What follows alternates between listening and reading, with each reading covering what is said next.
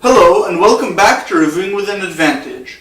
This week I'm going to be focusing on two games from Third Eye Games, specifically Camp Myth and Infestation. Both of these games are fairly short, very fun, and share one mechanical system, the pip system. The game I'm going to start with is Camp Myth. In Camp Myth, you play the children of mythological creatures who all come to summer camp together to have adventures.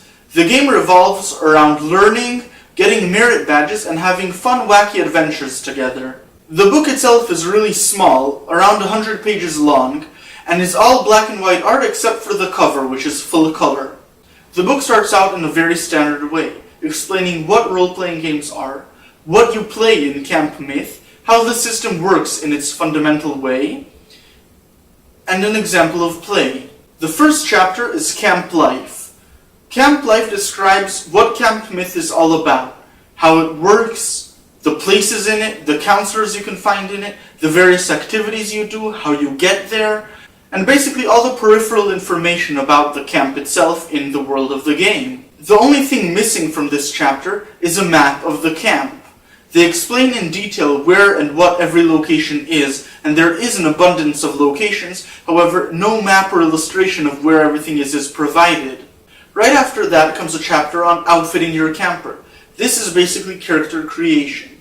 The first step is to choose a race. There are 10 mythical races to choose from, like redcaps, kitsune, centaurs, and creatures from all sorts of mythologies. After choosing a race and noting down your racial bonuses and flaws, you get 10 points to spend on skills. There aren't that many skills in Camp Myth, and they're all rated from 1 to 6, with points 1 through 4 being bought on a 1-for-1 basis, and points 5 and 6 costing 2 creation points each. After spending skill points, you get 5 points to spend on luxuries from home. These can be artifacts, items, or anything else that you brought with you from home and started the game with.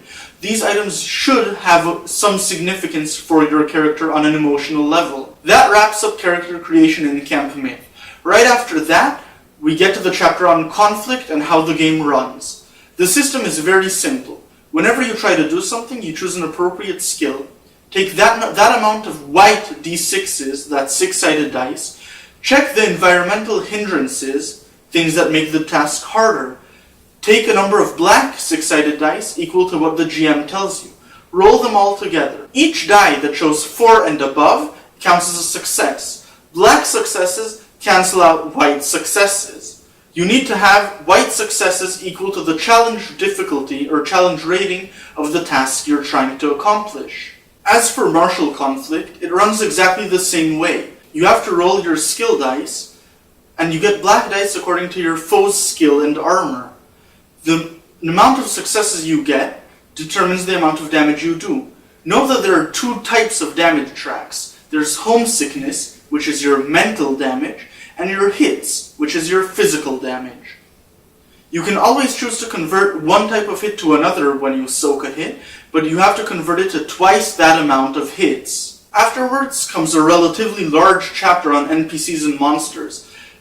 This is really unique among role-playing games, especially core books, which mostly have either a designated book for monsters, designated book for NPCs, or just 10-20 pages about it. While it's true that in Camp Myth you only have 23 pages of NPCs and monsters, that's still a whopping 1/5 of the book. This makes it feel very, very well thought out. NPCs are actually much simpler to run than characters. Each one has special abilities, a challenge rating, which represents its difficulty in conflict, and hits, which are the amount of hits it can take. After the bestiary comes the chapter on merit badges. This is where Camp Myth is really unique. While this chapter is still only 5 pages long, it's full of merit badges, which are actually small plot hooks and adventure seeds.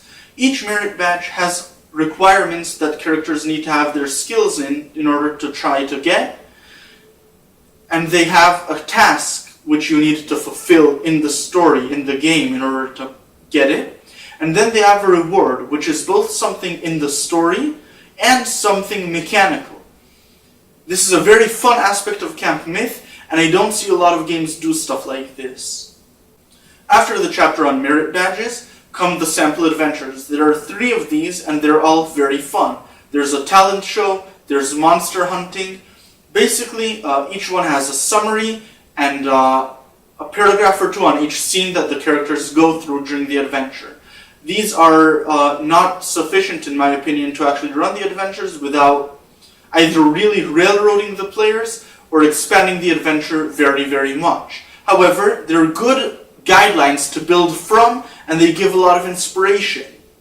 So I think that they're a good addition, basically.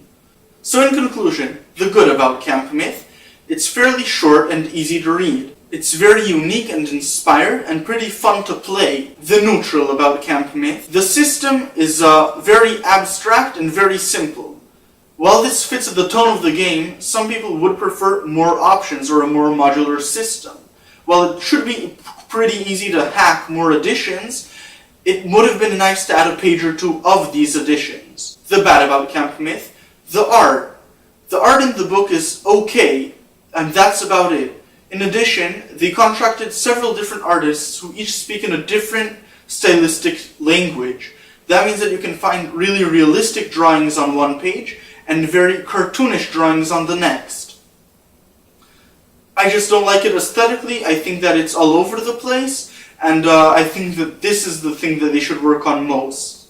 So in conclusion, Camp Myth is a very small, short, and fun game. I'd recommend it if you want a humorous or lighthearted change of pace to your regular game, or if you plan on running one-shots. It's perfect for one-shots as well. That's it for this time of Reviewing with an Advantage. Don't forget to like, share, and subscribe.